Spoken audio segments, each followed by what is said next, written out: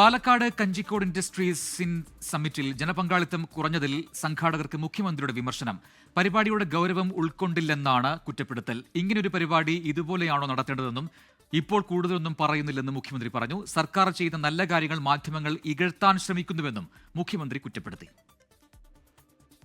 എനിക്ക് ചിലത് പറയാൻ തോന്നുന്നുണ്ട്, പക്ഷേ പറയാതെ ഇരിക്കുകയാണ് ഞാൻ.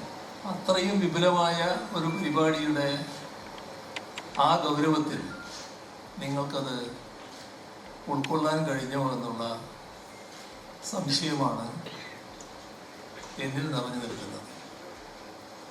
അത്രയേ ഞാനിപ്പോൾ പറയുന്നു. ലോകത്തെവിടെയായാലും ഏത് സമയത്തും 24 വാർത്തകളും ഓഗ്മെന്റഡ് റിയാലിറ്റി പാക്കേജുകളും എക്സ്പ്ലെയിനറുകളും വിശദമായി കാണാൻ ഞങ്ങളുടെ യൂട്യൂബ് ചാനൽ നിങ്ങൾക്ക് സബ്സ്ക്രൈബ് ചെയ്യാം.